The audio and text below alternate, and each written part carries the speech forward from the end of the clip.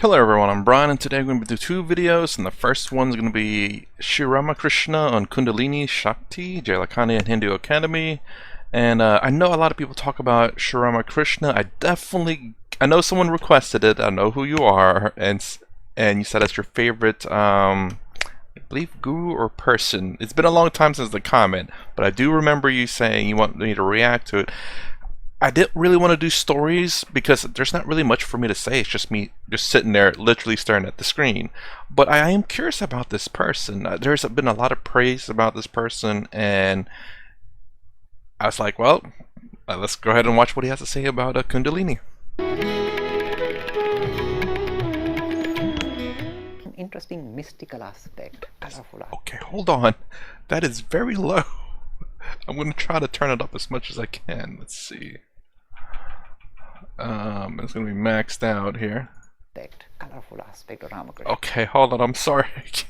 But my God, that is... Okay, well, it's maxed out now. Colorful aspect of Ramakrishna.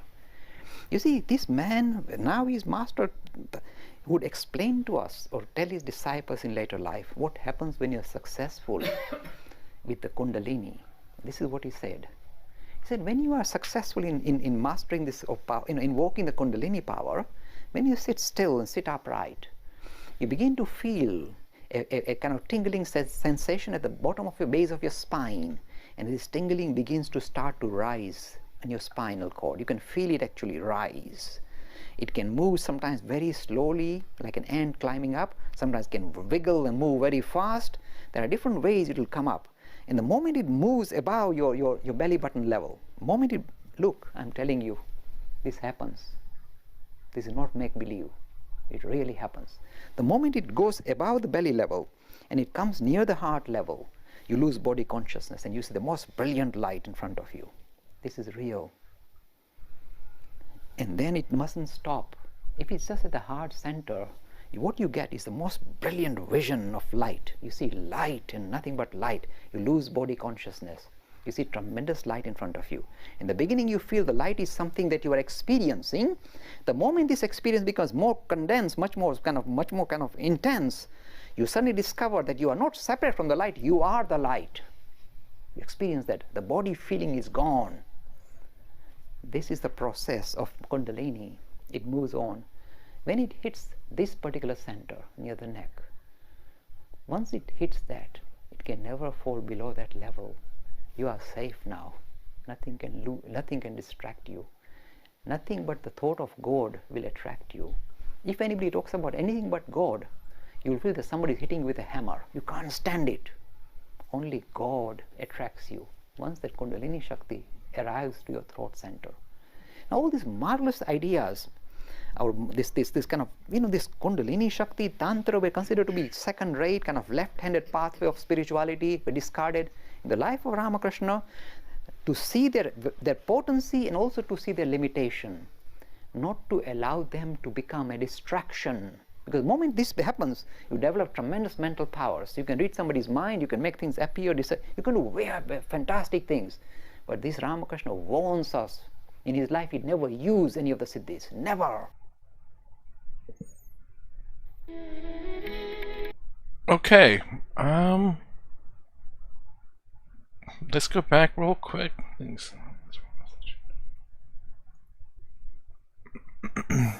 Mental powers. You can read somebody's mind, you can make things appear, you can do fantastic things. But this Ramakrishna warns us. In his life, he'd never use any of the siddhis. Never. Siddhis. I think I've heard that before. So anyways, that was Ramakrishna and Kundalini. I guess it says it's very dangerous. I guess in particular the siddhis. But anyways, let me pause right here and let me get the other video. Alright, so the next one is Pranayama and Kundalini Yoga, Lakhani, Hindu Academy. So I'm guessing he's going to be comparing these two. I've heard Pranayama. Okay, I said it right. That might be another one I may have to look into just to see what that's about, but I guess he's going to compare it here. And hopefully it's loud enough too. We talk about Atma. Now we all know the body is going to decay, it's going to go. We are not invincible, but still we live as if we are invincible, that there is no end date for us, right? Now the saying goes, the scriptures, that our life is number of breaths. Pranayama slows down the breath, regulates the breath. Nostrils, each side of the nostrils is irregular breathing, so you level it out. I'd like to understand, is this a fact? Because you hear so many different variations. And actual fact, Kundalini yoga that you mentioned, I tried to read up on it and I couldn't find very much on it. And I assumed Ashtanga yoga, 8 limbs of yoga. And I thought that's it, dhyana, dharana. So I'm confused about Kundalini yoga, and plus regarding what I've just said. I'd like to have some answer on that. Thank you. Okay, so actually, interestingly enough, I've heard some time ago about if you slow down your metabolism, that you do in fact live a little bit longer, like you slow down your breath and all that. I think this was when I was watching, I think it was a diet thing, where if you slow down everything, you consume less. So it's kind of like, again, I think that's how it started, was because of a diet, just seeing up about crazy diets and stuff. And this person was like, he moves slow through the day, he breathes slow. And they're saying that when you slow down your metabolism, you're not aging as fast, because your cells are not having to, I guess, maybe reproduce, replicate, and die off as quickly because everything's slowed down. And interestingly enough, that's what it sounds like she's saying, because about the breaths. There are 2 questions here that I would like to address. First is pranayam. You mentioned the word pranayam. You see, pranayam is sometimes interpreted to mean breathing exercises. And I'm telling you, it is not so. This is the major thing that you must understand. What pranayam means is, prana means your life force. Pranayam means niyaman, means trying to control the life force that you possess, or trying to, if you like, get a handle on the life force that is already within your system. This is the meaning of the word pranayam. So how did the breathing come into it? This is what Patanjali explains. He says really the force that is running your body is very, very physical, in the sense that it is the thing that is driving your lungs. The reason why your lungs move up and down is your life force expressing itself by keeping you alive, by making the lungs go forward and backward. So he's saying, look, in order for you to now get a deeper glimpse regarding who you are, and not just the body but something more, why don't you focus your attention in meditation on the very force, the life force that is driving your lungs? It's not the breathing part, but the force that is driving your lungs. So he said, close your eyes and focus on the force that you can, that's the nearest you can get to the idea of prana, my life force, the lungs that are moving in and out. So he's saying focus on the lungs moving in and out. And I'm telling you from my experience, if you are successful in focusing on the power or the thing that is driving your lungs, just the lungs, nothing more, forget about anything else, no intellectual gymnastics, just that. If you become one pointed for a moment, you get a jerk, you get an electric shock, because now you touch base with the life force that really is your if you like, you're getting closer to your core, your being. So pranayama is basically trying to, in a way, get a handle on the very life force that is driving your lungs, not the breathing, not the air coming in and out. By the way, the thing that is pulling in the air in and out, that is where you focus on. This is the beginning of pranayama. Now you also mentioned the ideas of Ashtanga yoga and Kundalini yoga. Let me just tidy up. You see, when a person is actually successful in meditation, and very few are, let me give a health warning to the audience. 99%, I would say even larger percentage of people who claim success in meditation have no clue what they are talking about. They're selling you a gimmick. Be very careful. They'll give you a disc saying, here's a CD, you play it, it's got nice floaty music, and you have to buy this mat, the meditation mat. We are going to charge you £30 for it, plus £5 postage. You sit on this meditation mat and play this thing, and then close your eyes, and now you are levitating, you are rising. And the man is saying, the only thing that's risen now is the pocket money that I had. That's gone, but I'm on the floor. It's utter nonsense. So majority of the courses that you get or buy are suspect. Only 1 in a million, or like 1 in 1,000 perhaps, knows what they are talking about when they talk about Raj Yoga. When that experience becomes real, what actually happens, there are certain physical changes that accompany a spiritual experience. Now this can happen in your routine life even. Sometimes we get a kind of a tingle in the backbone. You go zoom, a tingle, and you get a thrill, and your hair stands on end. When you are successful in Raj Yoga, from the bottom of your spine, certain stirring up begins. And you can actually, this is the physical part you can actually experience. The stirring up begins at the base of the spine and then seems to move up. This is Kundalini Yoga. Then it moves up. When it arrives at the level of your navel, you're beginning to now lose track that you are just a physical body, but you're still not experience meditation. When it rises to the level of the heart, here the fun begins. Here now you lose body consciousness. Doesn't mean you become faint and you can go into fit or something, but you for the first time are free of the body experience. So if, for example, you are feeling the air on your hair or on your skin, that disappears. If you are listening to the traffic outside, that disappears. You no longer can hear the traffic. So all these physical things that you are so sure about just gently disappear. It doesn't mean you become unconscious. To the contrary, you become far more conscious than you ever were, but no longer the physical body. You've risen above the idea you are the body. That is when it hits the heart chakra, if you like, this part.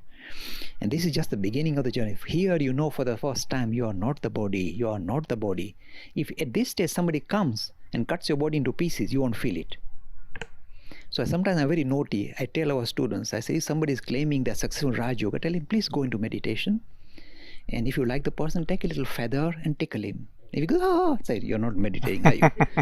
And if you don't like the person, I say, take a pin, stick it in, see if he screams. They say, you're not meditating.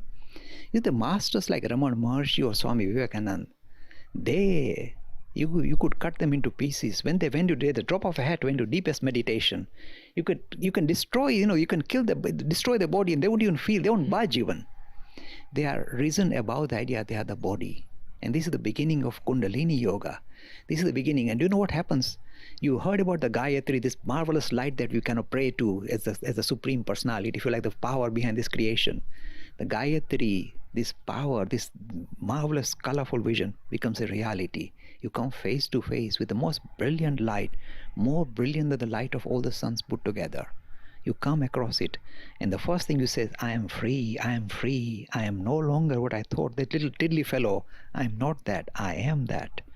And this is something it's not arrogant comment. It is a most freeing comment. You talk about, this idea of freedom, you now achieved that.